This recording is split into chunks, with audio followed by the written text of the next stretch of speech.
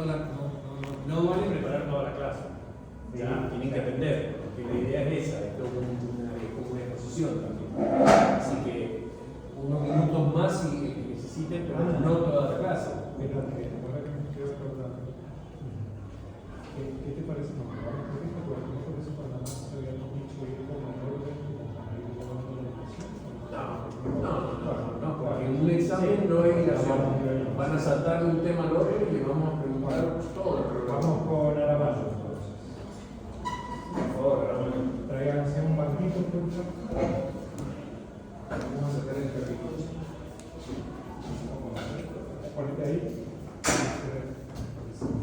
Así frente a frente, hacia la derecha. Y Repetimos. Muy bien. Anímense, los que quieran escuchar, se ponen un poquito más cerca. que no lo obliguen a él a poner, porque no es la idea.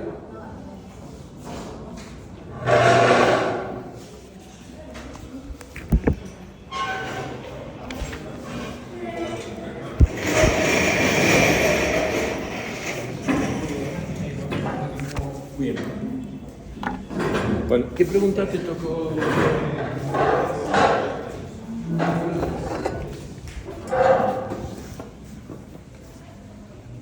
¿Qué se entiende por high-tech? Y bueno, le puse que es un estilo que arquitectónico que incorpora tecnología en su concepción, o sea, sería la exposición de elementos tecnológicos y culturales. Bueno, lo que sería tubería, conceptos de ventilación y bueno, la monumentalización de la técnica muestra, o sea, la muestra de su estructura como un símbolo de progreso. Y puse un ejemplo que sería el arquitecto Jesús Piano en el centro Pompidou. Supongamos que esta hubiera sido la pregunta. Nosotros podríamos, como está la otra que la vamos a hacer, le podríamos preguntar ¿qué diferencia entre el high-tech y el slick-tech? Por ejemplo, no lo contestas. ¿Me entienden? Porque está dentro del tema de tardomodernidad, que podría haber sido pero la pregunta general. Bien. Para que no se repita. Pero a ver, vamos, la que estamos está bien respondida. Una pregunta que siempre hacemos, ya lo ha dicho, pero en una obra, elegías, describirnos estas características high-tech.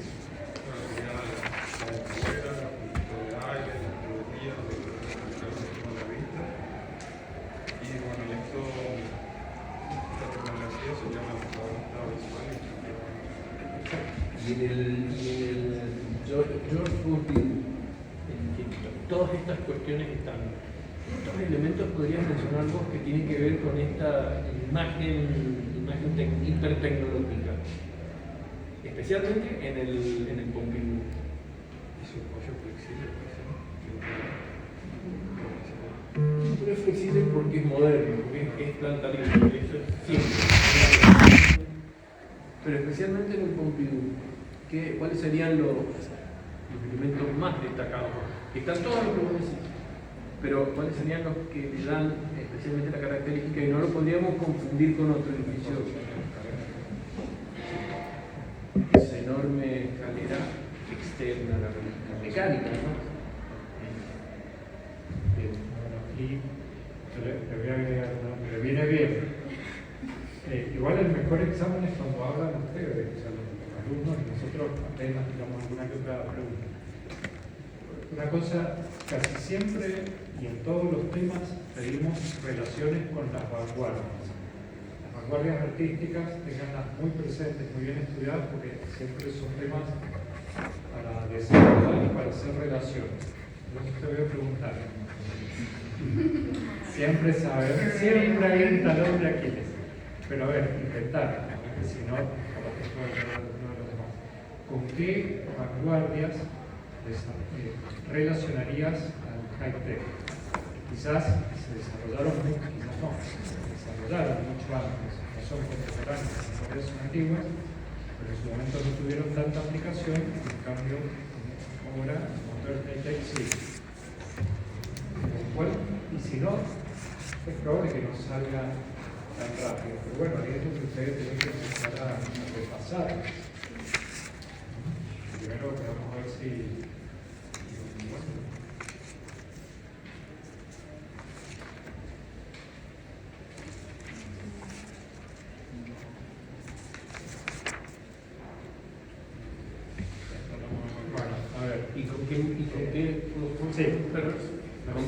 qué motor vincularías?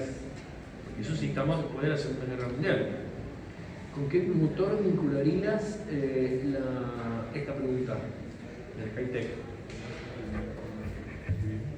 No. Con un motor. ¿Con qué motor de la crítica el movimiento moderno? ¿Te acordás de los 5 motores? Creo que hay que saberlo. ¿Alguien puede refrescar los 5 motores? Claro. No, porque esto es posmodernidad. El tema motores también es fundamental, siempre va a servir para hacer relaciones. Hay que verificarlo. Para adelante y para atrás. ¿Quién puede refrescar los 5 motores? Pueden mirar los apuntes. ¿Estos apuntes? Le Corbusier, bueno, si no me acuerdo de Corbusier, pero... ¿Cómo? No, pero los motores no son personas, son ideas. Nociones de la crítica. La primera clase de la segunda mitad del año. Dice. Pero tengo la explicación larga.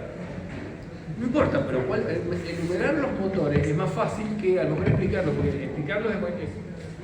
Pero si los tienen, ¿alguien los puede encontrar? A ver. Proceso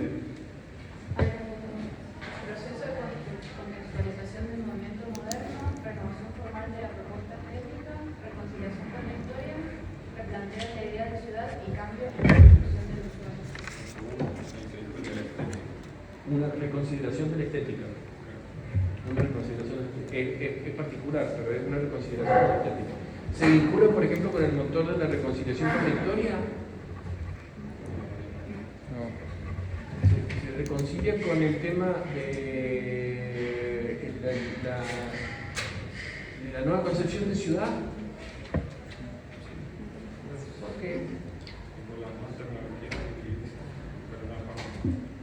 Nuevos materiales, nueva tecnología.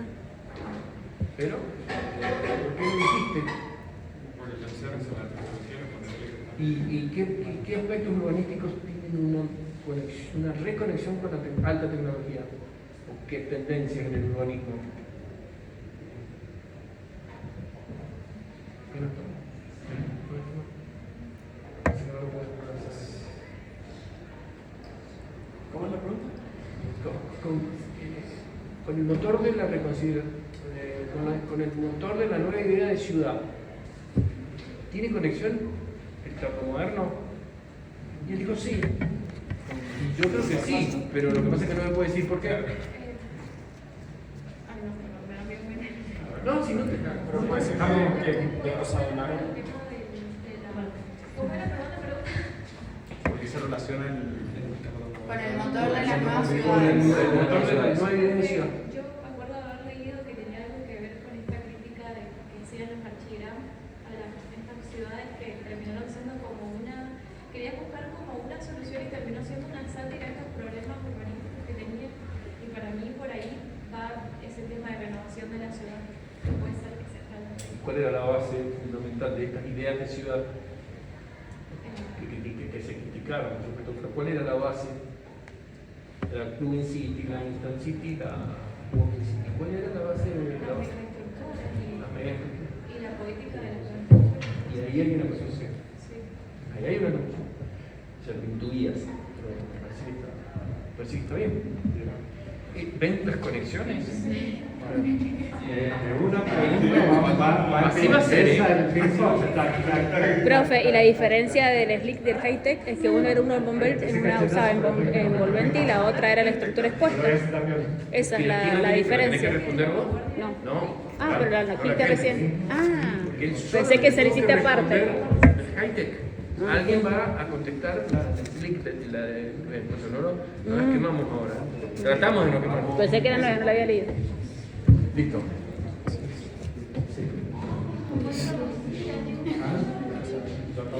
Bueno, ¿a quién le toca? Zamora.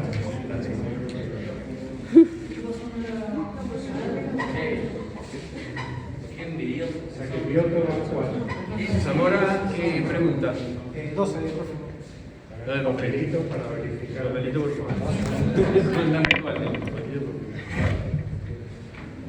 pregunta, la leo para todos, de la deconstrucción, ¿cuáles son los dos acontecimientos que marcan el inicio de la deconstrucción en arquitectura? Bueno, acontecimientos son dos. El concurso internacional del Parque de la Villette y la Expo MoMA, que es de arquitectura de el parque. Bueno, la exposición del MoMA trae a estos arquitectos importantes como Chumi, no sé si está bien pronunciado, Chumi, Zacacarí, entre otros, porque encuentra en común en estos proyectos que, por lo que entendí, como que rompen con esas formas puras que traían los anteriores. Y una de las características del constructivismo es que se plantea como en capas, y esta es la característica principal del Parque de la Villette, que es el primer acontecimiento que nombré, que se desarrolla entre capas como bien representadas, que algunas son a partir de puntos, otras son una capa más lineal, con puentes y pasarelas, y una capa más superficial de espacios verdes. Esos son los dos acontecimientos. Espérate, que se me ocurrió una pregunta. Sí, pero se superpone o no. Sí, para no quemarla. Era en los grupos estos, los arquitectos de la exposición del MoMA, ¿eran socios en un equipo, en un team? ¿Eran socios de estudios? No, unos sí, que eran la cooperativa de Jiménez Blanc, pero el resto no eran socios secundarios. Generalmente no preguntamos fechas puntuales, pero sí generales. ¿De qué época o de qué década estamos hablando? La exposición del MoMA y el concurso del Parque de la Villette. La verdad es exactamente. Me viene a la cabeza de los 80, finales. Los 70 todavía es brutalismo. O por lo menos esta gente debe ser muy joven. Me imagino que en los 70 todos han estado terminando la carrera. Bueno, muy bien. No les vamos a preguntar fechas exactísimas, pero que sea por décadas se tiene que indicar para saber qué está antes, qué está después, cuánto tiempo duró, si es un fenómeno pasajero muy largo, alguna ubicación en el tiempo tiene que tener. Bueno, ¿Alguna obra ya explicaste el Parque de la Villette de Sumí?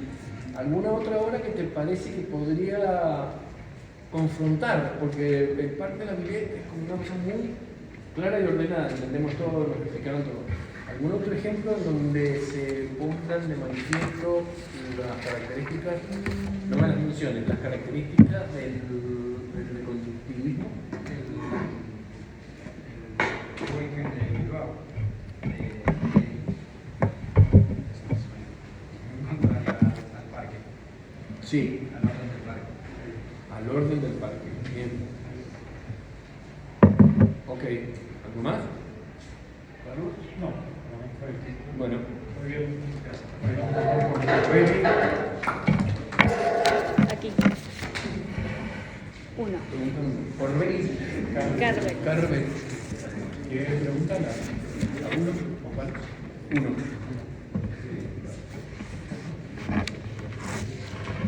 la pregunta es, en la posmodernidad, explique los cambios en el pensamiento postmoderno. Bueno, los cambios son 5 en los paradigmas científicos. Habla de las teorías y los métodos compartidos por las comunidades científicas y la crisis de pensamiento racionalista.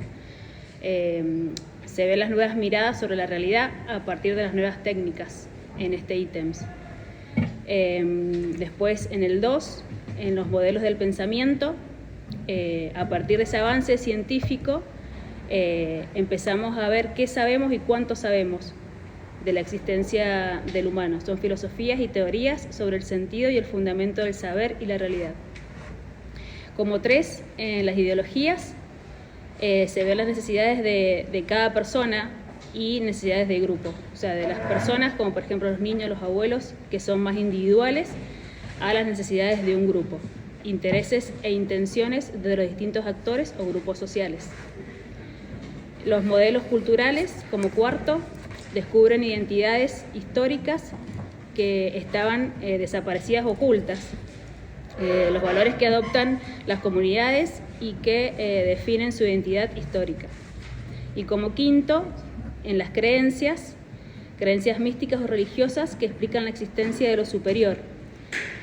Los pensamientos místicos, que se ven los pensamientos místicos que ya cada uno tiene y las diferentes creencias en lo que nosotros depositamos la fe.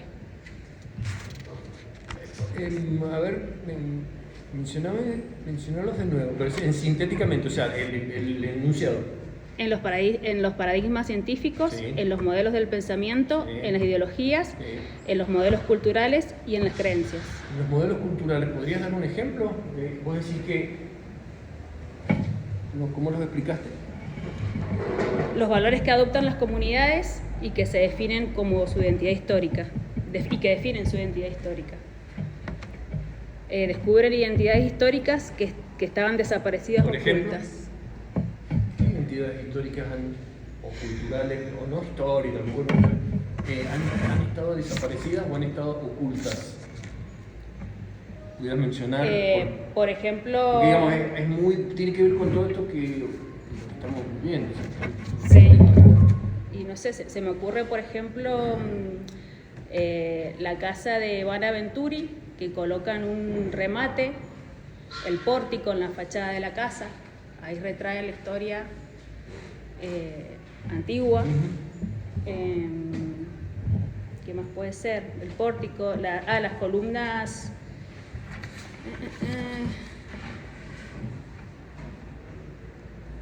las columnas que las distorsionan, no la hacen, por ejemplo, en la casa de Newcastle, esa que hacen las columnas chatas. Entonces ahí retraen lo histórico también. Sí, lo que pasa es porque has ido... Si fuera la arquitectura bien. sí. Está bien la reflexión que tú facilitaste un paso. Sí. Estas eran características más globales, más generales de toda la cultura y de todo el pensamiento postmoderno, que incluye la arquitectura, por supuesto. La pregunta era sobre qué fenómenos se han visibilizado últimamente que tienen que ver con las culturas ocultas, que no es la arquitectura, era... Salite de la arquitectura. Salite de la arquitectura y volvamos a los fenómenos socioculturales. ¿Podés? ¿Te animás? sé. ¿Qué cosas, qué se visibiliza últimamente? En las últimas décadas, ¿Qué se ha visibilizado? ¿Qué se ha expuesto? ¿Qué se ha traído de lo ¿qué cosas se han expuesto que estaban ocultas? De las cuales nadie hablaba, no se podía hablar. A ver. sí, ¿Lo qué? la cuestión gay, homosexual. Ajá. Bueno, en realidad, feminismo y sin salirse de la arquitectura, la cuestión de género en la arquitectura. ¿Cuántas arquitectas mujeres que estaban completamente olvidadas, ¿Se acuerdan que me hicieron? literalmente tapadas? Sí, que le entregaron el premio al... El Globo María. Me acuerdo de la clase, sí.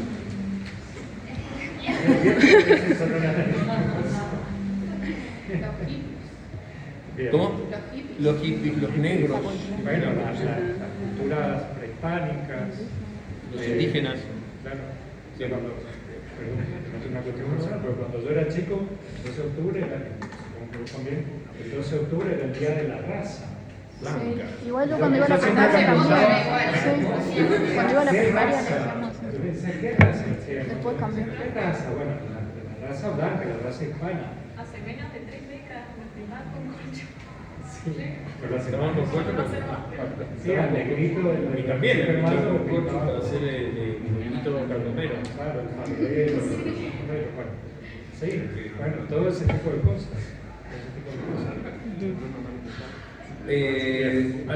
Bueno, ella mencionó obras, o sea que todos han ido, fíjense que todos han bajado a la obra, lo Sí. cual, o bueno, se lo hemos preguntado y no han podido responder, eso está bueno, tienen que tener obras en la cabeza para... ¿algún otro dato de la posmodernidad? Porque vos dijiste los fenómenos, Sí, estas ojo, ver, Los rasgos. No, entonces no, porque si no te va a ir a los rasgos, ya los diste.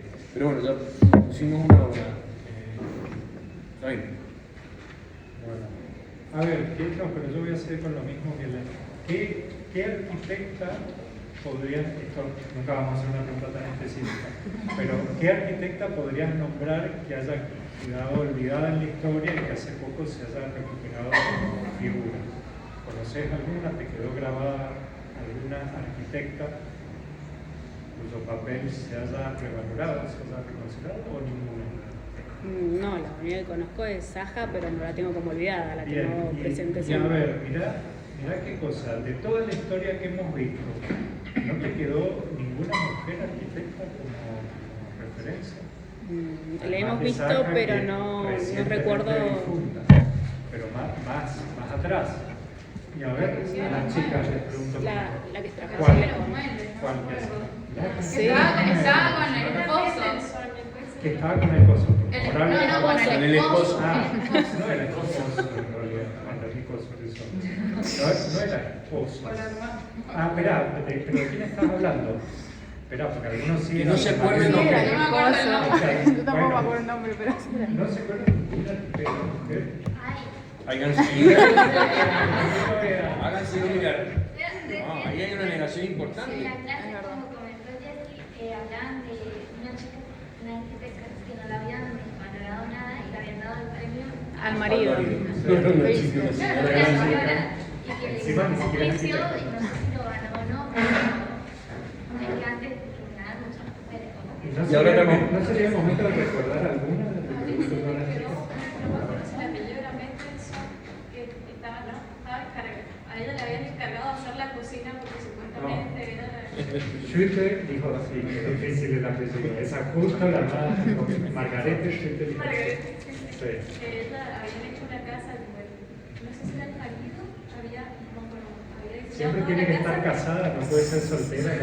Si no, no le daban trabajo. Pero ella le habían encargado que diseñara la cocina porque Sí. es donde más se manejaba la Y el otro día leí, lo que pasa es que no sé hasta qué punto es válida la fuente, porque en algún Instagram, bueno, no sé dónde, que esa mujer nunca había cocinado en su vida.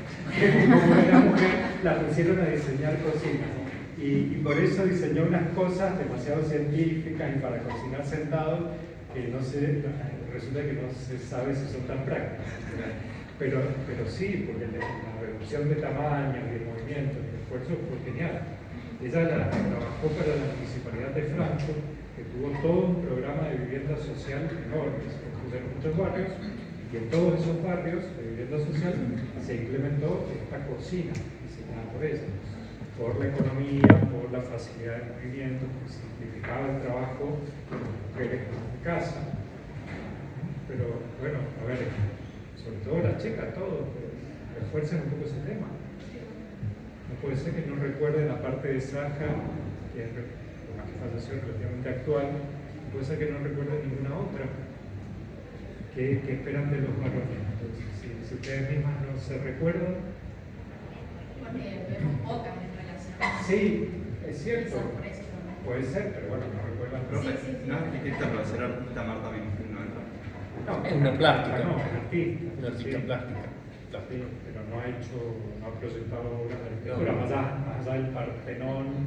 La otra libros. vez me enganché con todo cómo le encargaron el segundo Partenón En Alemania. en Kassel. Ajá. Y todo, me parece que era Cultor, sí, artista sí, plástico. artista plástico. Está, creo que en encuentro, toda la parte cómo la buscaron, reeditó todo el procedimiento. La idea era que se volcara, pero no lo pudieron hacer porque dice que no daban las estructuras y que además normas de seguridad no lo pidieron, pero cómo si volvió a hacer la reedición de los libros prohibidos. Así que lo que les mostrábamos a ustedes. Bueno, Biotto, perdón.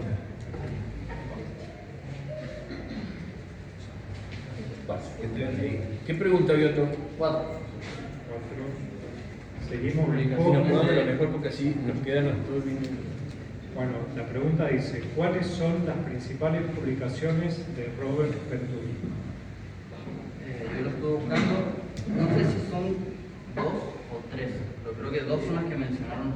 Pares, que es Complejidad y Contradicciones en Arquitectura, se publicó en el 1966, que es una crítica al movimiento moderno y su simplicidad, y Venturi defiende una arquitectura más rica y compleja, apoyándose en tradiciones históricas y la arquitectura popular.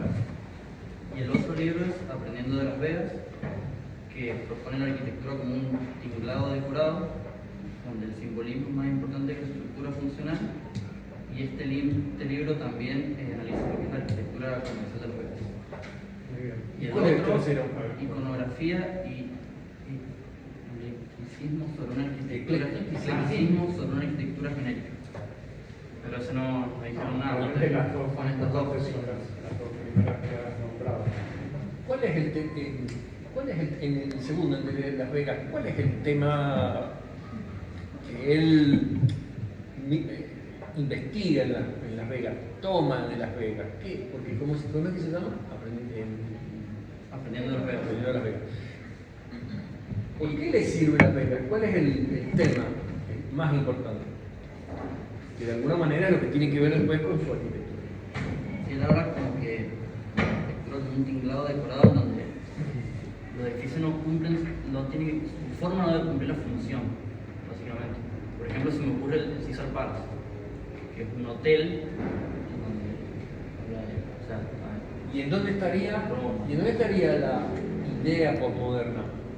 El Caesar Palace me parece un ejemplo, la casa de su madre también, pero el Caesar Palace me parece interesante como idea. ¿Cuál es el centro de la cuestión acá? O sea, hacer un hotel que parece un templo romano, que alude a toda la romanidad.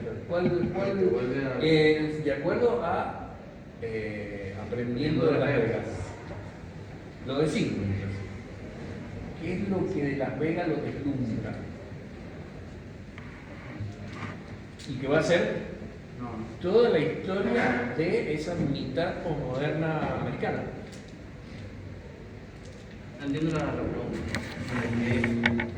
¿Cuál es la idea fundamental? ¿En qué se apoya él de Las Vegas para desarrollar su arquitectura? Y en general los posmodernos americanos. ¿Qué es lo que les preocupa de la arquitectura? Que le criticaban a los ¿Qué nacionalistas. le parece importante? ¿Por qué le sirve como ejemplo Las Vegas? ¿O para qué? Y el hecho del galpón decorado. La comunicación, que es como sistema de comunicación. La comunicación que decíamos, el centro de la cuestión está en la comunicación. Todo lo demás se tiene que comunicar. Porque Las Vegas existe porque comunica.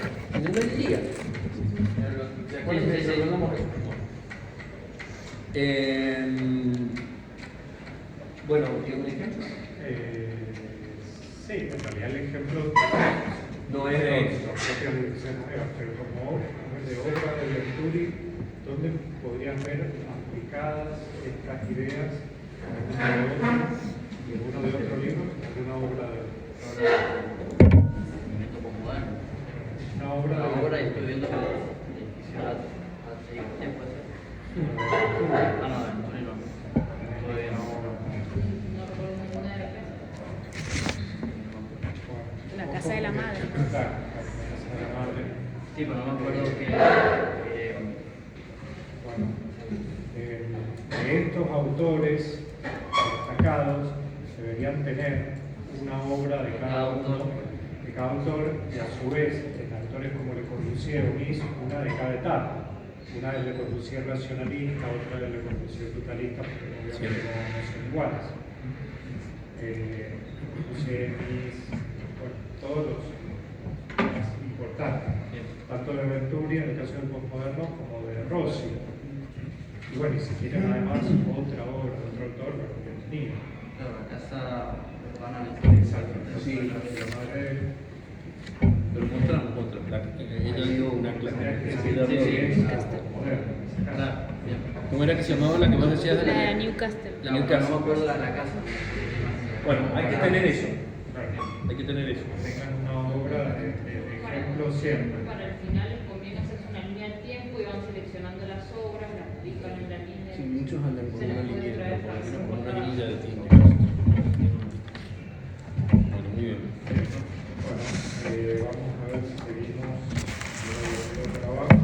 Giacomelli. Sí. Muy bien. ¿Qué pregunta? Número 15. 15. Bueno, la pregunta es, dentro de deconstrucción, ¿cuál es el rol de Jacques Derrida en esta tendencia? Bueno, Jacques Derrida, primero cabe aclarar que no fue un arquitecto, sino un filósofo francés que nació en 1930 y falleció en el 2004. Y cuyo trabajo, a lo largo de estos años, sirve como puntapié inicial para la escuela de construcción, basado en un trabajo de análisis que no solo fue aplicado a la arquitectura, sino también fue aplicado a diferentes áreas, como la filosofía, la literatura, la jurisprudencia, etc. Bueno, decimos que su obra en sí se centra en el lenguaje, donde se desafía la idea de que un texto o una obra tenga un único lenguaje, lo que lleva a ¿Un único lenguaje? No, un único significado del lenguaje, donde se multiplica el número de interpretaciones legítimas de un texto. ¿Sí?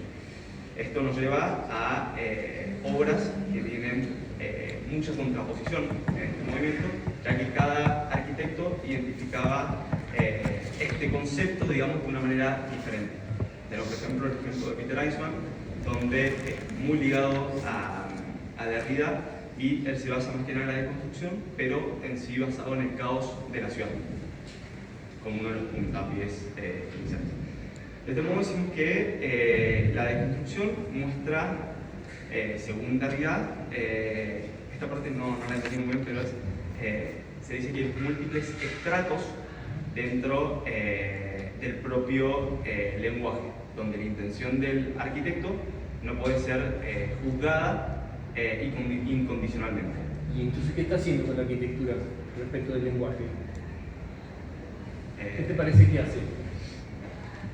Si esto dice que esto funciona con el lenguaje, Eisenman es arquitecto, ¿qué es lo que hace? ¿Qué es lo que hace? Sí, hace un balance, una comparación, donde compara diferentes, digamos, posturas, ¿sí? Y digamos que acepta cada postura, ¿sí? Pero en sí se rige, digamos, de ciertos fundamentos. Es por eso que dice que no se puede aceptar incondicionalmente una obra como válida, según mi interpretación. No se puede aceptar una obra como válida. ¿Cómo? Dice que el discurso no puede ser incondicionalmente aceptado como válido. Esa parte me quedó medio... Incondicionalmente aceptado como válido. Esa parte me quedó medio... Me parece que hay dos negaciones juntas. Claro, no es al revés. Sí. Me parece que hay dos negaciones juntas. Entonces, una cosa... El concepto. No se puede tomar una interpretación, no se puede tomar como que no hay una sola, no hay una sola interpretación de la cosa, algo Como así. tajante, como la única. ¿será? Me parece que Sí, me parece que... es más simple. No se puede aceptar como válida. No hay una sola interpretación de la. Piensen en la Biblia. ¿Cuántas interpretaciones de la Biblia hay según los enfoques y las distintas escuelas? Dentro del catolicismo, sus variables. El rito maronita, el rito armenio, el rito. Claro, después ponemos los protestantes. Entonces son interpretaciones de un mismo texto. Ahí habría un ejemplo interesante mucho antes que apareciera la deconstrucción. Bueno, Sí, no sé, una difícil. Difícil. Sí, una. Esa, si le tiramos esa, no lo creo.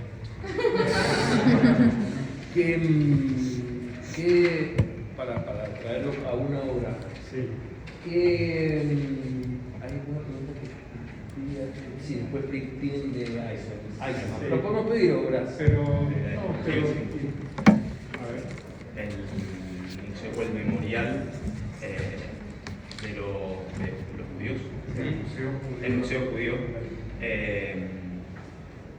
donde en sí busca transmitir un significado mediante la forma y la experiencia sensorial dentro de, o sea, busca transmitir, digamos, o evocar un sentimiento en el visitante.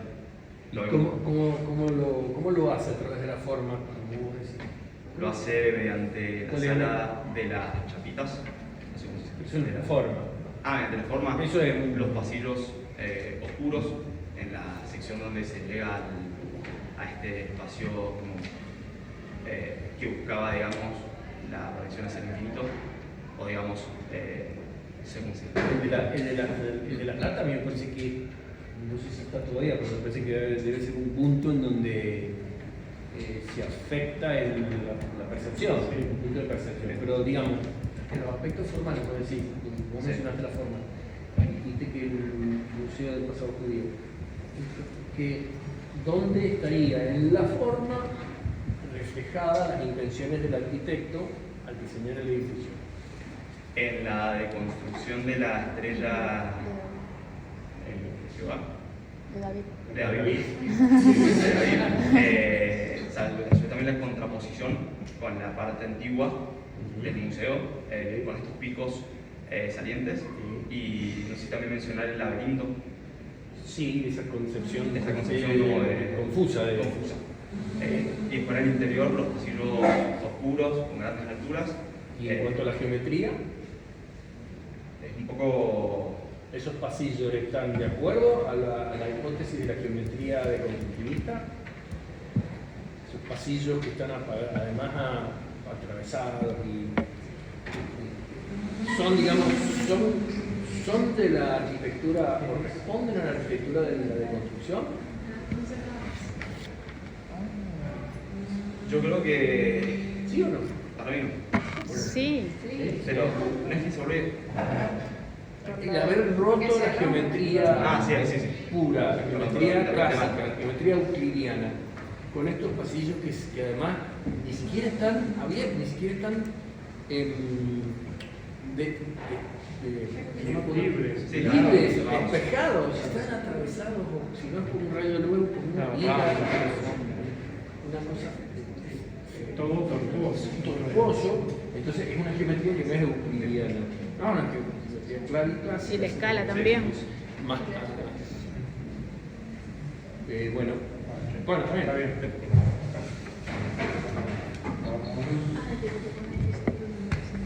Richard. No, quédate ahí. Bueno. Sí, ya que estoy acá. ¿Qué pregunta? La 16. Bueno, seguimos en la deconstrucción. Dice características de la arquitectura de la deconstrucción. Describirlas en una obra a elección. Bueno, elegí el Guggenheim de Bilbao, de Gehry. Bueno, primero que nada, el uso de la geometría no euclídea, que básicamente es geometría no rectilínea. Y bueno, esto permite, una de las características es que distorsionar la estructura y la envolvente y generar ese caos controlado y impredecibilidad característico de la construcción. Después podemos decir que la volumetría del museo no es solo un envolvente a una caja interior, sino que genera espacios, como que esa volumetría se traduce al interior y se generan espacios inesperados y sorprendentes. No hay escala humana porque no se pone al hombre en primer plano como usuario observador.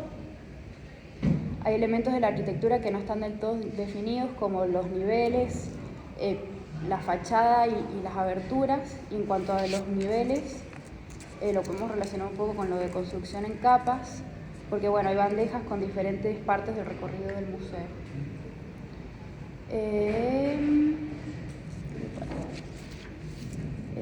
Está libre de las ataduras de la historia, el lugar y el sujeto. Y bueno, un poco, esto no sé, pero lo de la abstracción de la forma, de que decían que estaba como que la forma era una abstracción de un navío que había llegado ahí al... Entonces, repito, que en las características que son las que están en el apunte, dice algo de que no tiene algo como de línea, como rectilíneas, pero en realidad no tiene. Claro, no, que no tiene, pero hay arquitecturas que sí son rectilíneas. Claro, como el museo. Pero como que son dislocadas. El tema más que rectilíneo sería el ángulo recto y la geometría geometría simple, regular. El Malva, por ejemplo, estaría en esta categoría, ¿no? La geometría euclidiana plena. Esta cuestión de los ángulos Sí, como que agudos, claro. Sí, se rompe un poquito se rompen, se encastran. Eso se llama un anclaje, que es cuando lo dice mucho los textos mexicanos, el maclaje de formas, que es cuando las formas se intersectan, entonces se atraviesa una con otra, generando esas volumetrías que son complejas y difíciles de caracterizar o de catalogar. Y bueno, lo último que iba a decir es que la materialidad de ese metal que refleja el color según el día y la época del año también aporta a generar distintas percepciones como impredecibles. Impredecibilidad. No, alguna pregunta a vos. Con respecto al contexto, Sí, ¿qué dirías del Guggenheim? que no se relaciona. No se relaciona. ¿Por qué? Y porque es una estructura gigante ahí como Se contraponen, ¿querés decir? claro, sí, como que por Se eso dije lo contrapone. de como que se libera del lugar. Se libera del lugar. Lo que pasa, a ver, yo ahí Pero- iba a apuntar algo por ahí. Un par de cosas, lo que pasa es que tengo que dar dos vueltas. Una, tengan cuidado, lo hemos dicho muchas veces, porque las características que nosotros damos para cada movimiento y para cada corriente son generales. Y no siempre todas se aplican a cada obra. A lo mejor alguna está, otra no. O sea, tengan cuidado con eso. Estuvo muy bien la explicación general, pero ya a esta altura, siendo casi arquitectos, vamos a tener que ir un poquito más profundo. En realidad, yo iba a ver por el lado del contexto y de la historia, claro, es una situación muy particular, porque ese contexto cambió a la par de que se estaba construyendo el Guggenheim. Entonces, cuando lo proyecta Gehry, estaba desapareciendo ese sector industrial, que te lo mostré en Bilbao, que era un puerto fluvial, un puerto a la orilla del río.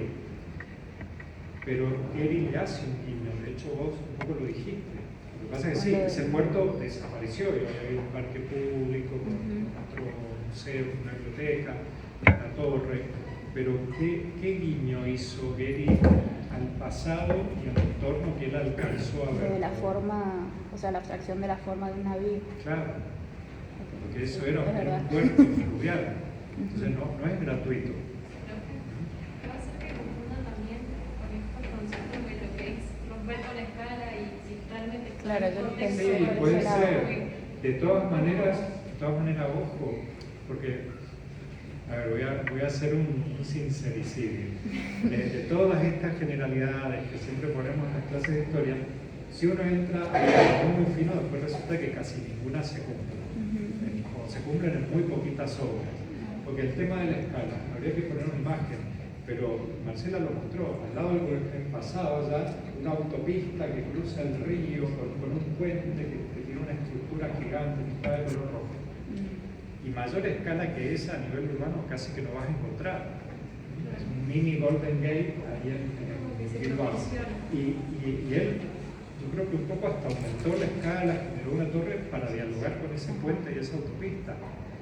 Con respecto al resto de la ciudad, sí, o sea, hay un salto de escala y choca. Pero con respecto a ese elemento urbano que existía, él logra hasta atarlo un poco en su obra. Entonces, bueno, lo que pasa es que son obras complejas, porque está el lado que mira la ciudad, el lado que mira el río. Ajá, el lado de la ciudad es más recto y el lado que mira el río es más orgánico. Y hay líneas Y ahí rectas. está, claro. Y hay un volumen prácticamente cúbico, porque es el volumen que mira la ciudad, y aparte para poner en evidencia que lo otro es un caos.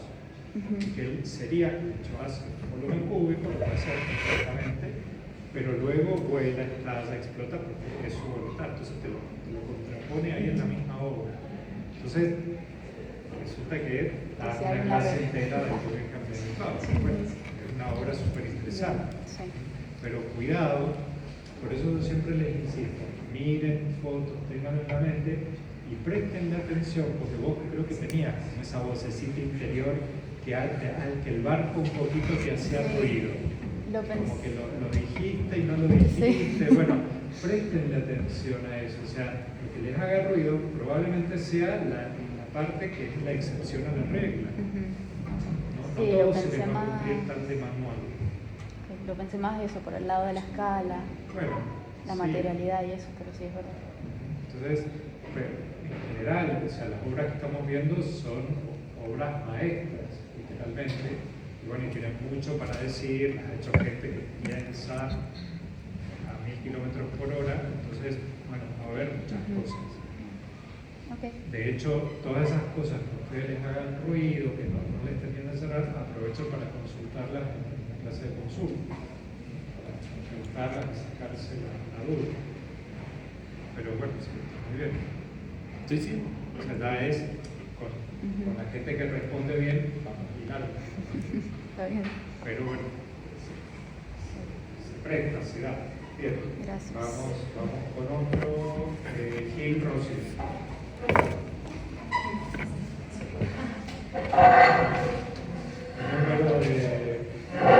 Número de pregunta. 11. Bueno, tardomodernismo.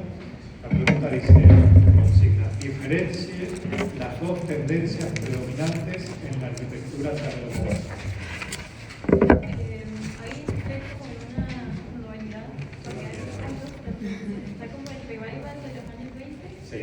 y está lo de las soluciones tecnológicas, de estas Sí. tecnologías como el high-tech y el big-tech. Perfecto. Entonces, ¿cuál sería el problema? ¿Has dividido bien? Claro, porque también pensé capaz en el high-tech y el high-tech, No, porque pero... hay una pregunta que normalmente es. Claro, pero me puse eso como Está que... bien esa duda, pero estuvo bien tu respuesta. O sea, la primera gran variante es Claro. revival de los años 20 y soluciones tecnológicas, que es la que a su vez se da. Bueno, a ver. Elegí dos obras como para Bueno, poder dale. diferenciarlas. A ver. Y elegí la casa número 2 de Peter Eichmann y el centro, el museo, el centro Pompidou, sí, de Lorenzo Piano. Ok.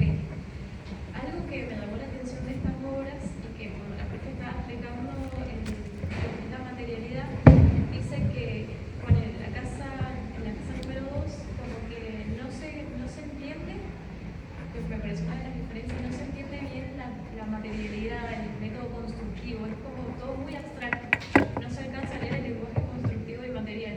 Y en cambio, en el centro Pompidou se puede leer una mega estructura por afuera, se ve que esto de la... no sé, no tenía tanto, pero como que se ve como que esta estructura, cuando se lee el lenguaje constructivo y esta nueva tecnología, que es lo que hace como más importancia en lo de las soluciones tecnológicas y no tanto en el revival de los años 20.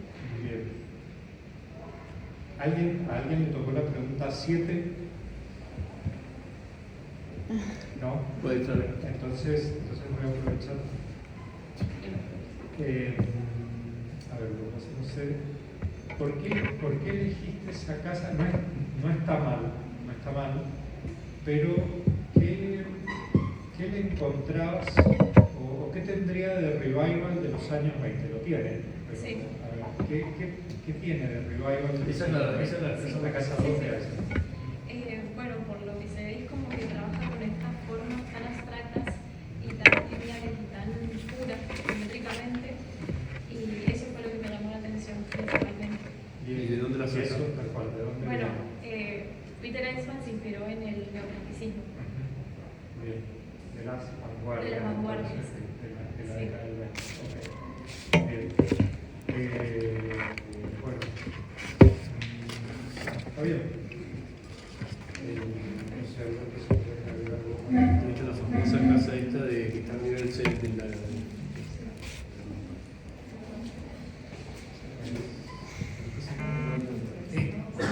La casa 2. No.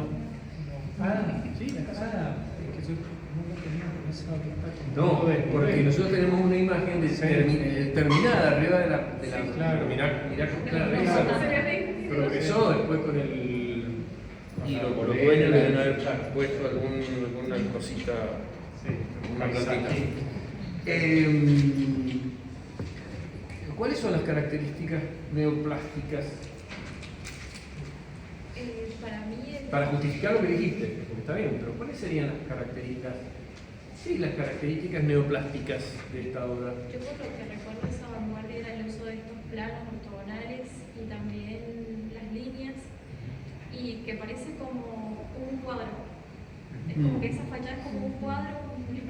¿Y acá qué faltaría de la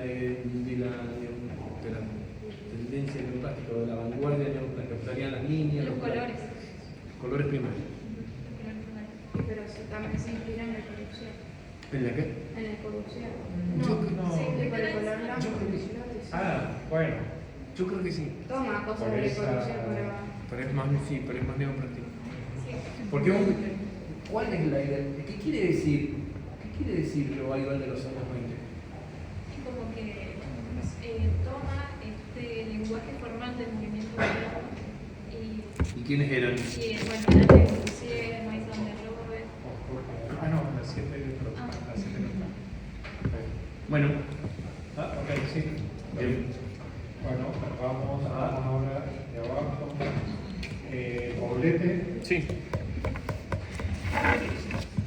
¿Cuál es la pregunta? 17.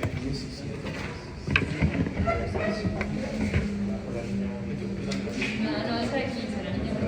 Esa es la de clase. Bueno, minimalismo. ¿Qué se entiende por minimalismo en arquitectura? Autores y obras. Creo que Una pregunta general. sí, creo que la mejor definición es la que da José María Montaner, es usar lo máximo con lo mínimo de gestos, palabras, notas musicales, formas, etc. Pero a ver, eso no está mal como idea de minimalismo, pero lo voy a hacer como muy riguroso. La pregunta dice, ¿qué se entiende por minimalismo en arquitectura? Eso sería la generalidad, está bien. Bien. Entonces podrías agregar. En todo caso, adaptar. Ok. Y en arquitectura, reducir al máximo, pasa que me parece que eso también está en lo que es la característica del minimalismo. Bueno, La simplicidad formal, la funcionalidad, el espacio vacío, la luz natural, la conexión con el entorno, precisión técnica y bueno, eso básicamente. en realidad como definición iba por lo primero que dijiste, lo que pasa es que no tenías que incluir en la respuesta el tema notas musicales, sino llevarlo a la arquitectura. Sí.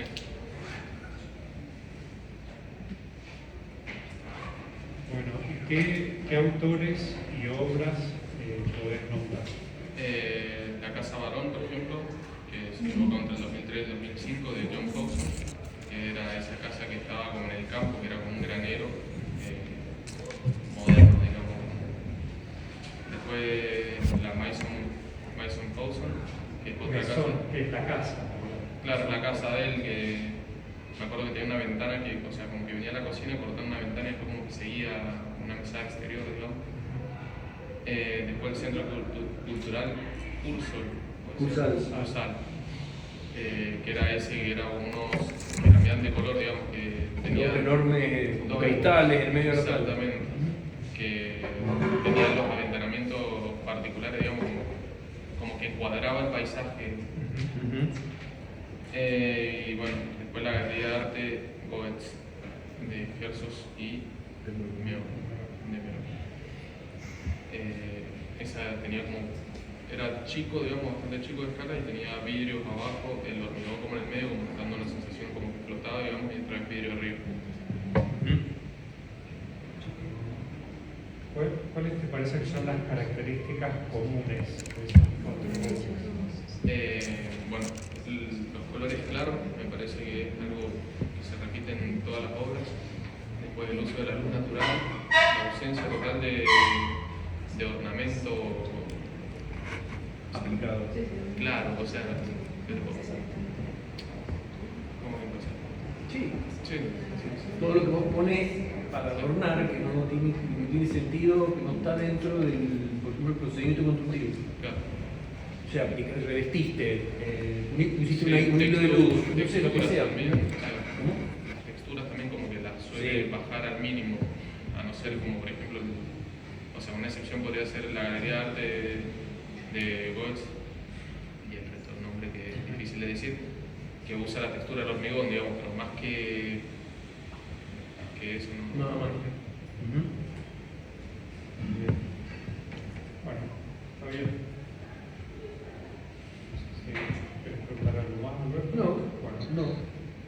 vamos entonces, creo que viene ahora Gil Moyano. Gracias.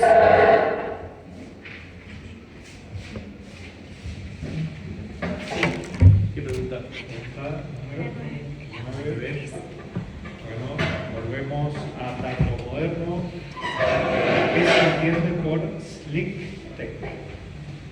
Muy puntual, muy directo. Bueno, slick tech es una referente de la etapa moderna, que es como un estilo que se hace de tecnología. Es como familia del Slick. No, estamos hablando de Claro. familia del high-tech. Del Perdón, high-tech. sí, sí. Y que a diferencia del slick tech es como que la envolvente es ideal y tiene, o sea, seguridad transparente, o sea, aluminio. Ojo. En realidad en los dos hay envolvente y suele ser vidriada. ¿Cuál es la diferencia, lo que caracteriza esa envolvente del slick tech? Yo por lo que tenía entendido es, bueno, que tiene su énfasis en envolvente, que es... Eso, pero lo habéis dicho, dice énfasis en el envolvente, porque en todo edificio hay un envolvente. Acá hay un énfasis en el Claro, envolvente. yo por lo que comparaba con el mi compañero de la estructura está expuesta y en cambio en el slick tech es como que es como un muro cortina de vidrio, digamos. Entonces por eso dice como que era más que nada para los bloqueadores. La membrana, la piel, siempre es de vidrio. Sí. ¿Qué materiales pueden tener ese envolvente? Es una torre de maniobra de ferrocarril, de Herzog y de Melon. Y la piel es un corte. ¿Qué otra cosa podía ser? Es una piel perforada, con una textura, etcétera, etcétera, que cubre toda una estructura previa que existía. Entonces, parece, parece, es una piel, pero no es cristal. O sea, no siempre. Pueden ser otros materiales. En este caso es el metal. ¿Cuál es el material más típico en el slick tech? Yo creo que el cristal, o sea, es más después Bien. ¿Y el cristal de qué tipo?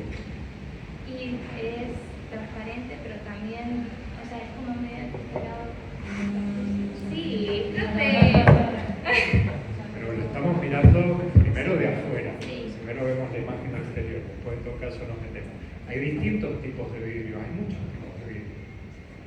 Bueno, ¿qué tipo de cristales, cuál es el que predomina en los edificios slick tech más característicos, que decimos corporativo de las cadenas Hilton, Hyatt, de tanta torre de oficinas? ¿Cuál es el material más característico? ¿Qué tipo de vidrio?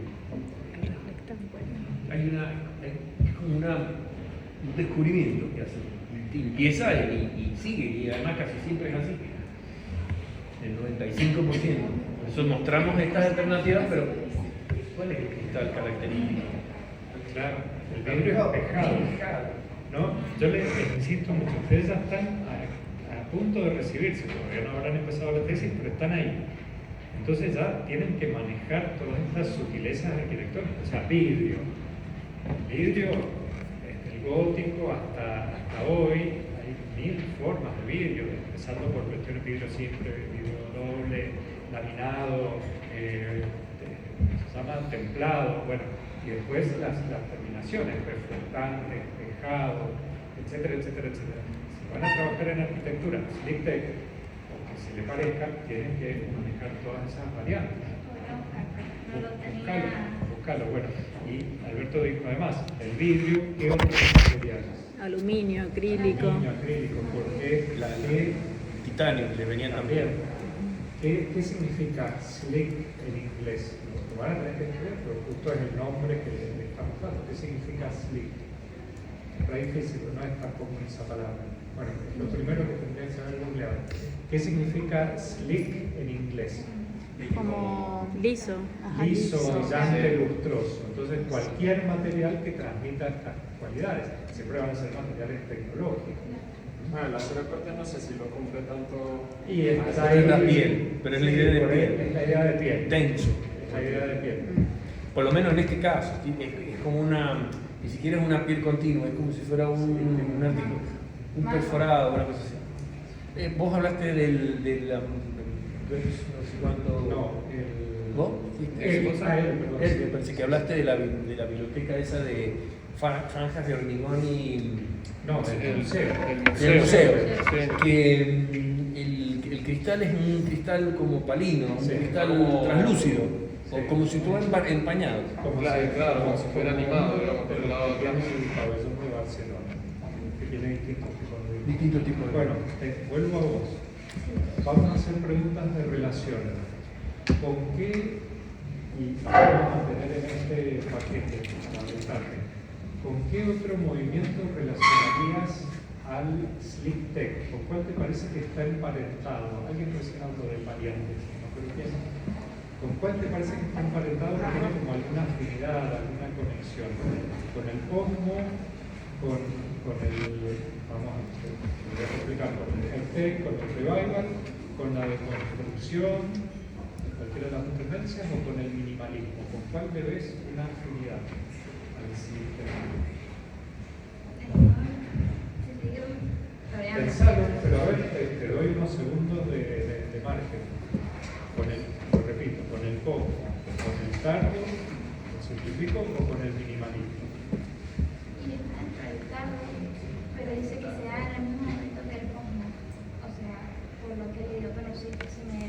Pero se relaciona pero formalmente, si yo te pongo una obra del Slick Tech, a ver, danos una obra del Slick Tech primero. Yo voy a buscar que la oficina de Willy, que le hizo honor a usted. Bien. Bueno, esa obra, ¿la pondrías, habría alguna duda, digamos, la podrías llegar a poner como ejemplo de postmoderno? No, descartar. Bueno, tardo moderno sí, el Slick Tech. De deconstrucción, ¿te parece que podría ser un ejemplo de deconstrucción? Podría ser por la forma, pero no está... Pero no llega, o sea, si bien tiene una forma libre, curva, pero no llega al extremo de la deconstrucción. ¿Y podría tener alguna conexión con el minimalismo? Seguro que sí, pero no sabría por qué. Un poco por descarte. A ver, ¿por qué? ¿Por qué podría llegar a tener alguna conexión? Porque el Slick Tech es como bastante, o sea, puro, claro, no tiene... Es también un mínimo de recursos, es una piel lisa. Es despejada, fachada despejada. Suele trabajar con formas bastante puras. Lo que digo es un recurso técnico, porque es una piel de vidrio. Creo que Pongámosle en el desconstructivismo también solemos usar el... ¿Cuál? recurso. ¿En dónde? Sí. En la obra esa que es de vidrio que está todo así. Sí, no sé cómo- volvamos a la bicicleta. Pero no de la La del manera cine. simple. No, El cine era. Sí, Eso. de la biblioteca de Seattle. Bueno, esa es que si hay algo que hemos ido descubriendo a lo largo de toda la vida con esta materia es que no hay absolutos. Y los absolutos se terminan después del movimiento moderno. Todo empieza a caerse y a desbaratarse. Entonces, las tendencias duran décadas y los estilos son efímeros y entonces no existe esta cuestión contundente que existió durante también 20 años en el racionalismo. O sea, uno podía identificar y podía conjeturar y esto es así porque es todo un entramado teórico fuertísimo. No, todo eso se va desbarajustando. Así que es muy importante el trabajo este de a ver, esto lo saco de acá, esto lo vi allá, lo relaciono con tal cosa, porque es más rico eso que el cajón en donde están todos los libros puestos del racionalismo. Así que bueno, sigamos. Bueno, bien, vamos a ver, Rodríguez Piastrerini.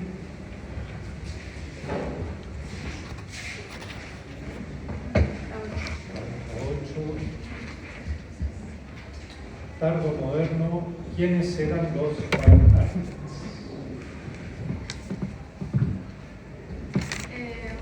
Bueno, los Five Architects son 5 arquitectos que se desarrollan dentro del movimiento tardomoderno, dentro de lo que es el revival de los años 20. Estos se encargan de revalorizar y reinterpretar el lenguaje ¿Sería el de qué movimiento? el racionalismo.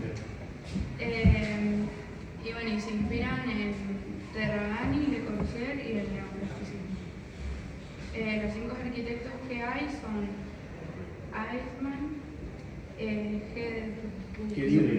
se pronuncia, Meyer, Gravers y Gatman. Eichmann se tiene en cuenta más lo que es el Ragni, el centro de Ragni y el neoclasicismo.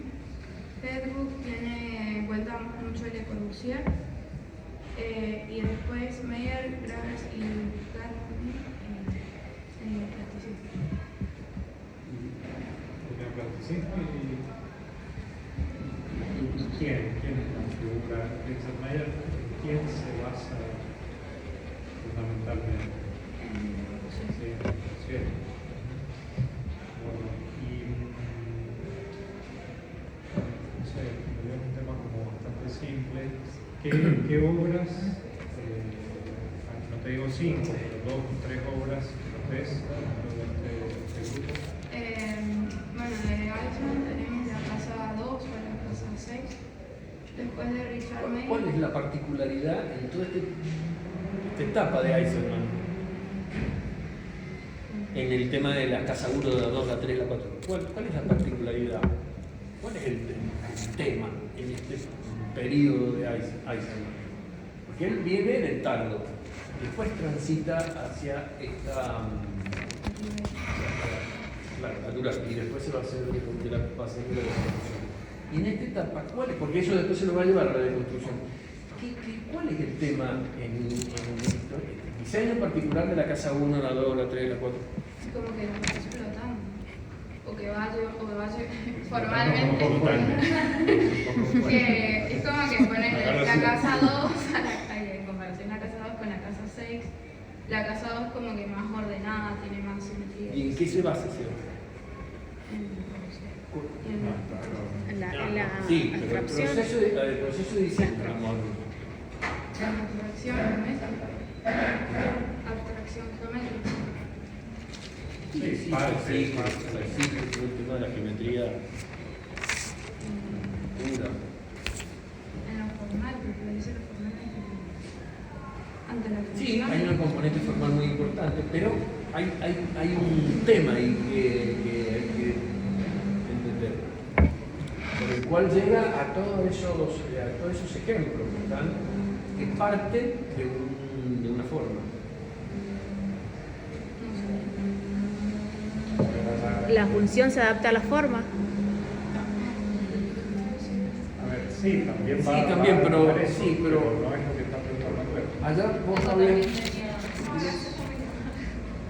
La abstracción. ¿Cuál es el tema en este proceso que tiene Eisenman tan particular, donde produce la casa 1, la casa 2, la casa 3, la casa 4? Que no importa el usuario. No, sí. O sea, está le bien, ponen no sé si no importa. Yo creo que sí importa, de alguna manera importa, pero tiene que ver con el diseño. A ver, ¿lo sabés? No. ¿Cuál es el tema en el proceso de diseño? Que agarra la forma que la función. ¿Cómo? Sí, está bien, pero no es eso lo que estamos. Como que agarra la forma y le va como que sucediendo cosas y los va rotando y va generando espacios.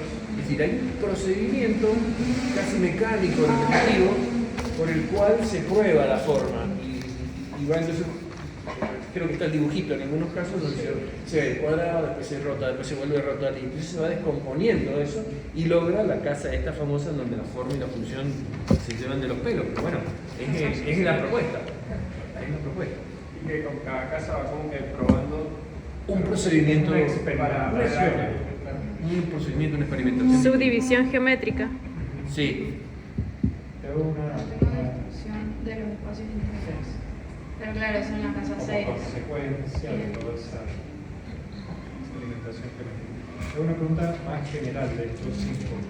¿Por qué hacen este revival de los años 20? ¿Por qué existen en esa arquitectura?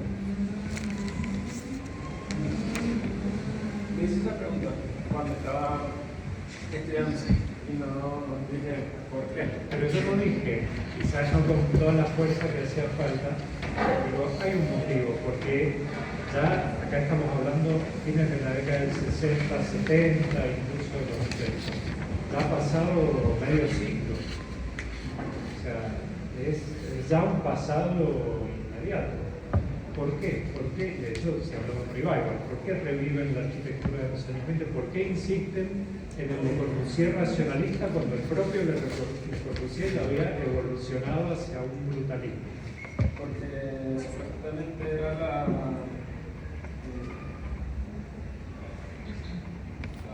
Reinterpretación del lenguaje racionalista. Vieron que faltaba como explotar un poco más lo que era el movimiento moderno.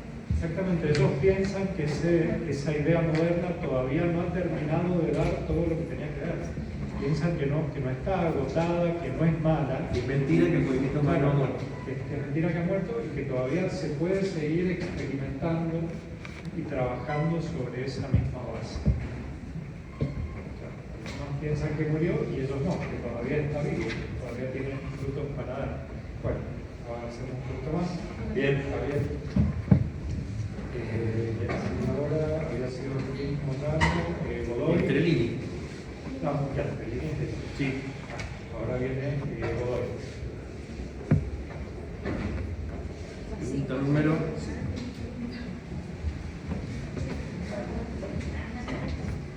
Bueno, 5, posmodernidad. ¿Cuáles son las principales publicaciones de Aldo Rossi? Bueno, Aldo Rossi escribe un libro que se llama Tipología y Arquitectura de la Ciudad. Se llama La Arquitectura de la Ciudad. Que trata sobre. Y plantea 3 ideas importantes. Una es el contextualismo cultural, en donde dice que para cada ciudad tiene su cultura, su tradición, su historia, y la arquitectura debe respetar cada una de ellas y relacionarse con la misma. Y a su vez, por lo que leí, hacer como una crítica al movimiento moderno de la idea de universalidad y a todo lo que no responda justamente a la tradición, la cultura y la historia de cada lugar. Esto se le llama el lugar de acción del arquitecto más el marco cultural. La segunda idea importante es recuperar la tradición con elementos tradicionales de la ciudad, que acá tienen cierta importancia e influencia Kevin Lynch en la imagen de la ciudad, porque son elementos tradicionales como sendas, bordes, nodos, barrios, hitos, que definen la imagen de la ciudad y bueno, elementos que las personas reconocen fácilmente dentro de una ciudad. Y la tercera idea importante es recuperar las tipologías históricas respecto a cómo se organiza un espacio, es decir, las plantas. Tipologías pueden ser centralizadas, como por ejemplo, no sé, se me ocurrió antiguamente lo que era el Panteón, lineales, concentradas, extendidas, los sistemas de composición en plantas. Para Rossi, lo que está más cerca de la esencia de la arquitectura, no sé si tanto la función, sino la forma y la organización de cada uno de los espacios, es decir, de la tipología. Esta esencia se llaman tipologías históricas clásicas. A esta manera de proyectar de las tipologías se le llama crítica tipológica. Bien. Y por lo que leí, eso, era un libro, la publicación de un Más libro. importante, no es porque tiene varios, puede ser realmente más trascendido. ¿Qué obra de Rossi podrías dar como ejemplo? Bueno, ahí había visto una que es el cementerio de San Cataldo. ¡Qué novedad! La obra que no le encontraba. Igual que la casa de Banana. En Italia. Yo no sé si lo que leí del libro es que ya había una parte de un cementerio, claro. Y lo que se le hace ahora es con un pórtico de acceso con un carácter monumental, un sistema de composición con una forma geométrica simple, pura y elemental, a la manera de la arquitectura clásica. Bueno, acá yo leí que tenía recorridos de rectilíneos y axiales que desembocaban como en diferentes pórticos y que es una arquitectura esencial, elemental y que está relacionada con el pensamiento y la sociedad y lo que quizás algo tan simple como un cementerio, pero que es algo que para el usuario justamente que elemental y que lo va sí o sí lo necesita. ¿Qué otra cosa puedes decir? Esto estamos hablando de Italia. Sí. Perdón, pero no, voy a hacer una pregunta tonta, un chiste, no sé qué, pero en el caso de un cementerio, ¿el usuario quién sería? ¿Está abajo o el que está arriba? ¿De quién está arriba? Todos, el que está y el que Y el que no está, y el que fue. Yo voy a hacer una pregunta perversa. Esta es una obra de arquitectura de un italiano en Italia. Sí. Cuando unimos el racionalismo en Italia, ¿cuáles eran los antecedentes que persistían en la cultura italiana y que sirvieron para, por ejemplo, la arquitectura de Terragno? Es una pregunta que puede ser. Bueno, no sabes. No sabes recalculando porque ahí hay una coincidencia importante. Yo lo menciono, inclusive cuando hablo del San Cataldo, muestro unas cuestiones, unas influencias, unos antecedentes que son característicos de la arquitectura italiana, que persiste en la arquitectura italiana y que tienen una fuerza muy grande cuando aparece el Terragno. Pero bueno, ahora lo vas a ver. Sí, igual. De Terragno. Lo voy a anotar para no.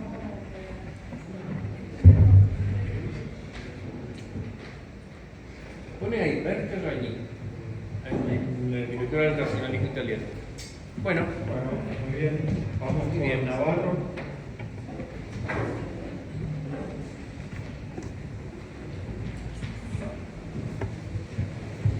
¿Número de pregunta? 14. Esto es de construcción. ¿Cuál es el rol de Eisenman en esta tendencia? O sea, en realidad como que no entiendo la pregunta, no sé como que a qué se enfoca. Porque... No, ¿cuál es el rol de Peter Eisenman en la deconstrucción? Claro, o sea, porque sé que vino el filósofo Derrida, que habló mi compañero, y él decía que un texto se podía interpretar de distintas maneras. Entiendo que lo que Eisenman hizo fue eso, traspasarlo a la arquitectura, de forma que generar arquitectura que tenga distintas interpretaciones dependiendo de quién lo vea y cómo lo vea y de dónde lo vea. ¿Y qué obra podrías dar como ejemplo de Eisenman? De Eisenman, la que recuerdo que estaba ahí, no sé si justamente cumple mucho con o sea, que es difícil ubicarla con el deconstructivismo, es el jardín de los pasos perdidos, es la que recuerdo que está en los apuntes, o sea, la que viene en los apuntes, y recuerdo obras de Eisenman antiguas. ¿Cuáles? O sea, las de la casa Torres. Esa la hemos incluido en el tardo Por moderno. eso, entonces es como que en este movimiento lo que tengo de Eisenman es ese jardín, que lo que entiendo es que como que él o sea, rompe el jardín, así como que lo levanta y genera un pasillo, o sea, como una circulación en ese estamos hablando del que está en el cartel recto. Sí, claro, es como que él agarra y Sí, como como que él hace así. una cosa que se ha incrustado ahí, un estallado, sí, con perfiles rojos y el pasto que se levanta. Sí. Eso, yo lo entendí como si le hiciera hacia el pasto y va generando. Sí. Entonces, lo que creería es que ese espacio desde distintos puntos se va a interpretar de una distinta manera, pero no lo veo mucho con el deconstructivismo. ¿Por qué? ¿Qué le estaría faltando para bueno, o sea, en realidad cumple eso de como que espacios, bueno, esas líneas no ortogonales, como si fueran al azar. Tiene, o sea, muestra como un desorden aparente que hay en la obra. Más.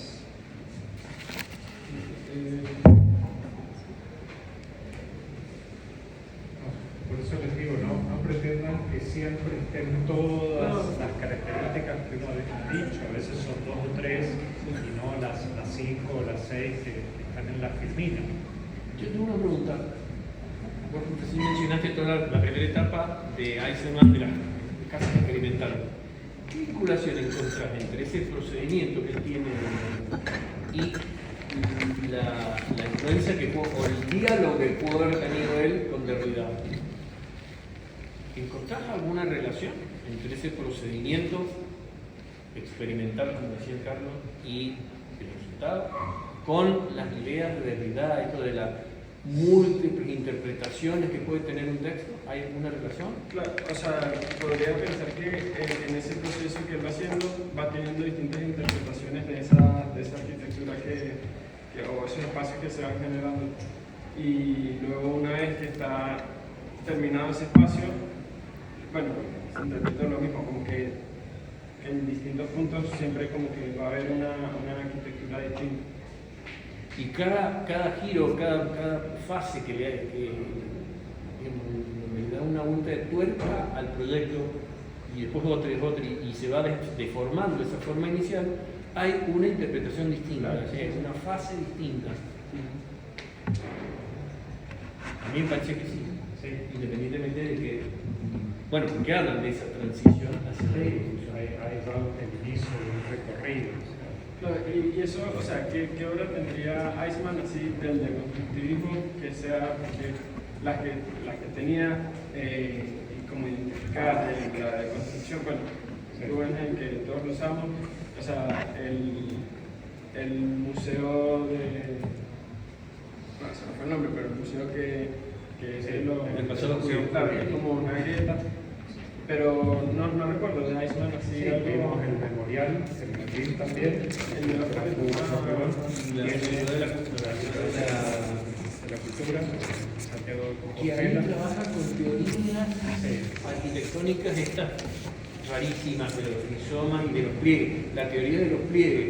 Yo me cuesta mucho entender ese tipo de cosas, pero sé que la teoría de los pliegues dice que precisamente en los pliegues se producen los encuentros, se producen las actividades, se producen los fenómenos interesantes de la relación de la sociedad, es decir, en lugares en donde hay confluencia de cosas. Pero es tan teórico y con eso está la ciudad de la cultura, que él reproduce una geografía artificial sobre las lomas de Santiago de Compostela.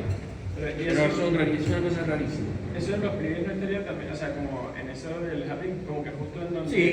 Sí, un pliegue. Porque es como una piel que se ha abierto, pasa algo, o un entrechocamiento, una encrucijada. Bueno, vamos con Martínez. La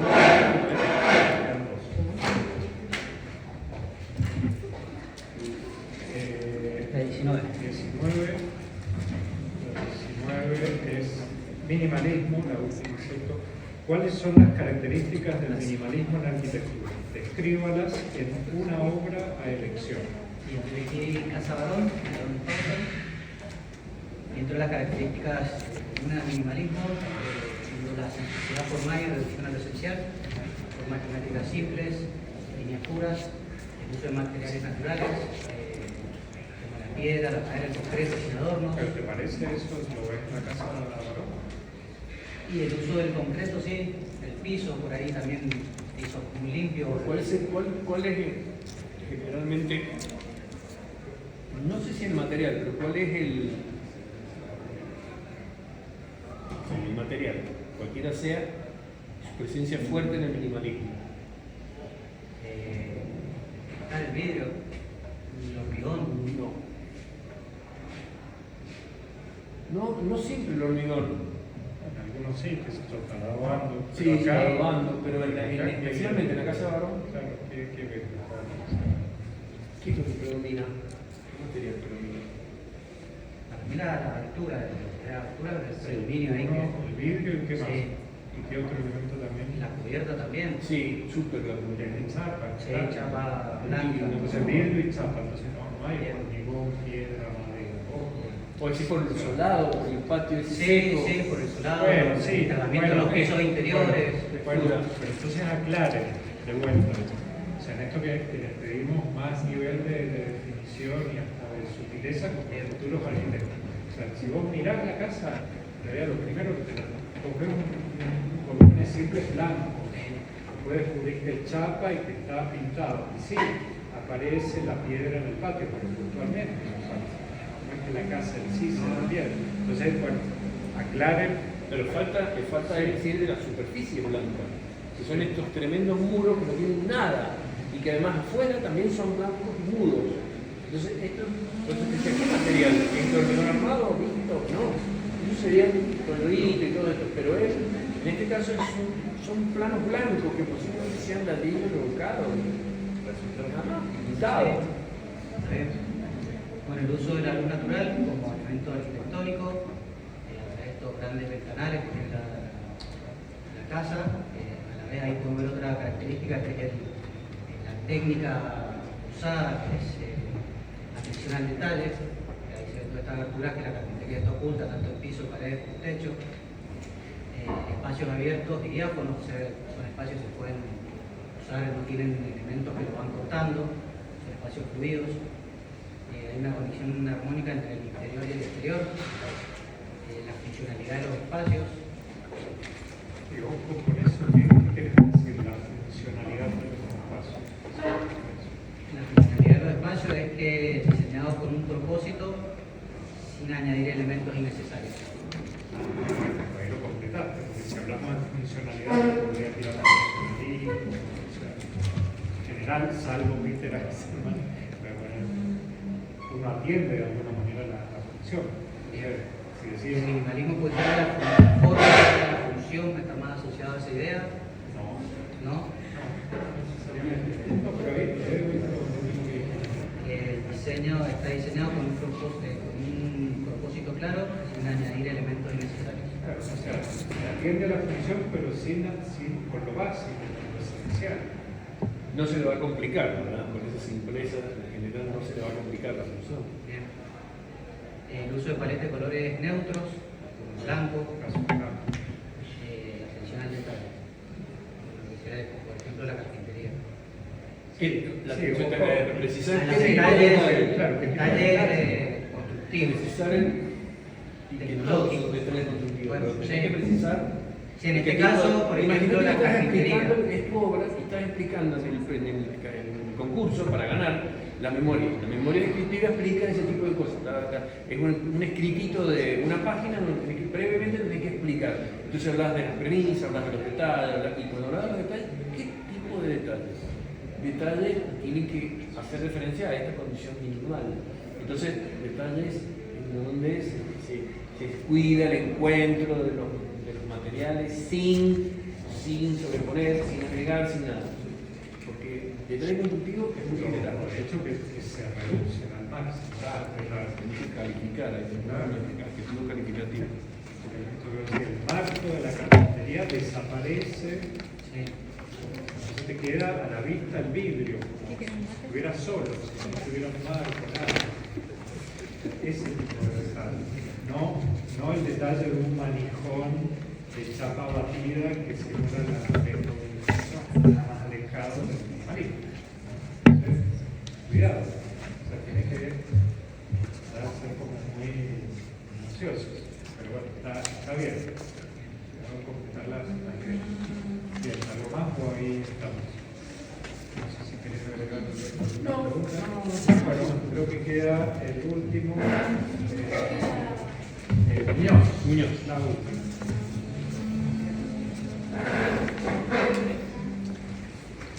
Número 3, posmodernidad. Explique y diferencie las tendencias de la arquitectura postmoderna. Mencione obras y autores. Bueno, al principio me costó un poco encontrarlo porque estaba viendo también lo del libro que como que no estaba tan claro en el libro. Sí. Pero decidí poner lo que vimos en clase que lo teníamos claro. Entonces, muy buena actitud. Será aprobada. Primero tenemos la corriente expresiva localista, que tiene que ver con el postmodernismo. El cuadrito este dice herencias y tendencias arquitectónicas de la postmodernidad. Entonces, el postmoderno tiene que ver con la corriente expresiva localista. En este periodo hay una ruptura con el movimiento moderno. Interpretación del lenguaje de la máquina, es como que hay una especie de quiebre ahí con ese concepto. La recuperación del lenguaje de la historia y el doble código formal es lo que se aprecia en este periodo. Después el segundo periodo tiene que ver con la corriente tecnológica internacional y el tratado moderno. No, pero usted ha ido como un paso antes. Nosotros ya queremos que entres directamente en la arquitectura postmoderna. Sí, eso como introducción. Pero, ¿qué tendencias hay dentro de la arquitectura postmoderna? Por la duda igual lo tenía eso. Tiene que ver con lo que voy a empezar porque, sí, pero a ver, voy a repetir una cosa que suele a veces confundir. Recuerden fijarse en la terminación, en el sufijo. Si decimos posmodernidad, terminado en dad, estamos hablando de la época, del momento, y eso incluye postmoderno, minimalismo de construcción. La primera pregunta, la que la desarrolló ella. Pero si les decimos postmodernismo, terminado en ismo, o en este caso arquitectura postmoderna, ya es postmodernismo en arquitectura y es solo posmo. Entonces, ¿qué corrientes hay dentro del posmo o del postmodernismo? Bueno, tenemos las posturas americanas y europeas. Esas serían dos. En la primera, que es las americanas, tenemos a Robert Venturi como uno de los autores más importantes, y también a Charles Moore. Y en la, ¿cómo decirlo? En las posturas europeas tenemos a Aldo Rossi y Giorgio Grassi. Esos serían dos. ¿Cómo se diferencia? Y por un lado, en las posturas americanas se toma en cuenta lo que escribe también Robert Venturi en los libros, que tiene que ver con la complejidad y contradicción en la arquitectura. Es como que se tenía también el lema de less y sabor, como una especie de contradicción al less is more. Y bueno, más que nada es la superación crítica del movimiento moderno, y por otro lado la arquitectura como sistema de comunicación. Serían los dos de esa primera parte. Y de las posturas europeas sería tiene que ver con lo del marco cultural y el lugar de acción de la arquitectura, que es un punto importante que se tiene que tener en cuenta en esta postura. Y también la recuperación de la tradición puede ser también y bueno, también lo del desarrollo del concepto de la antropología histórica. Eso sería. ¿Con qué motor vincularías el fenómeno de la posmodernidad? ¿Con qué motor de la crítica al movimiento moderno? Puede ser con lo que tiene que ver con el usuario, con una cuestión de tener en cuenta con lo del lugar, no me acuerdo bien específicamente los motores. ¿Quién lo tenía más? No los tengo anotados porque no le pedí una respuesta. No, está bien. No, está bien, porque no era el tema, pero tiene que ser bien porque así va a ser el examen. Acá aparecieron. Bien. Proceso de contextualización del movimiento moderno. Bueno, esa tiene, hablando de la relación con el contexto, esa sería una de las que Que no tiene, bueno, no está en ese sentido, pero bueno, pero me parece que hay una más fuerte. Renovación formal de la propuesta estética. Reconciliación con la historia. Replanteo de la idea de ciudad. Cambio en la concepción del usuario. Bueno, reconciliación con la historia sería una. Y también el replanteo de la idea de ciudad creo que también tendría que ver un poco si tenemos en cuenta lo del entorno y con lo de la... Sí, algunos ejemplos modernos que tienen que ver con lo que explicó el Carlos. Renovaciones urbanas, no planteos urbanísticos, sino renovaciones urbanas. Sí, la idea de la calle, la plaza Italia. Sí. ¿Y con el usuario? ¿Qué te parece?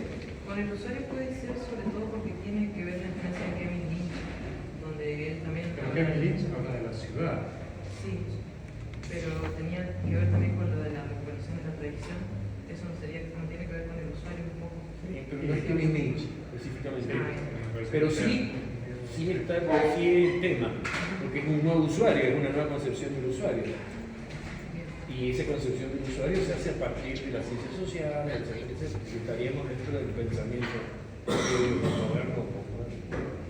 Bueno, acá decía la pregunta, ¿qué autores dijiste, qué obras podrías nombrar en una y en otra corriente? Y bueno, en la corriente de afroamericanas, nombraría la Casa Habana de Turi, que bueno, el techo a dos aguas, el remate del techo, pocos, o sea, el frontis partido y aspectos modernos y también tradicionales. Y en el otro, en las culturas europeas, puedo nombrar el cementerio.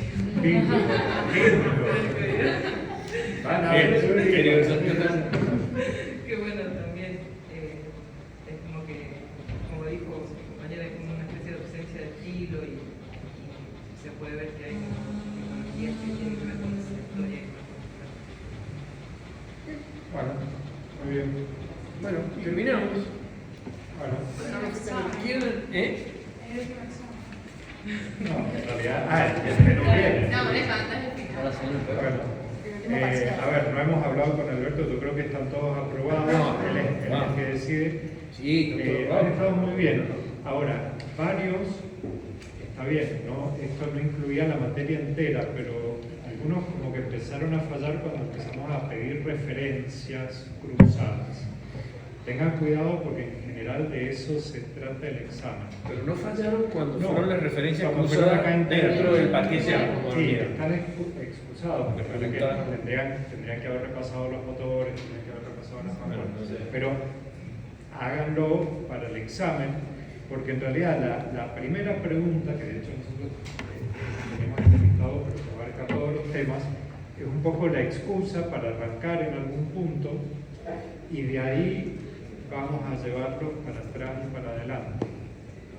Y les vamos a pedir que relacionen distintas cosas en un mismo autor, entre distintos movimientos, una obra y otra. Y bueno, y realmente para poder hacer esas relaciones tienen que tener cada cosa muy firme. Porque les va a pasar que bueno, van a llegar al examen y sí, es un mareo de cosas. Entonces, vamos a insistir. Sé que a varios todavía les queda rendir historia del tercero, pero traten de rendir la materia cuanto antes. Espera, que fuiste la última.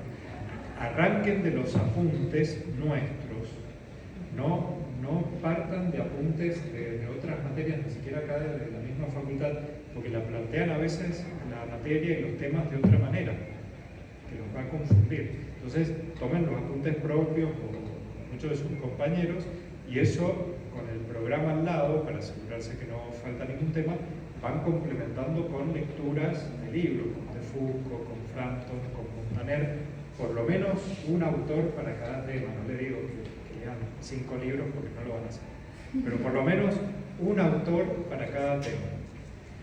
Porque el apunte, cuanto más va pasando el tiempo, el apunte queda en palabritas, en frases sueltas, y va a venir esto, que se te dice, bueno, pero ¿y qué materiales?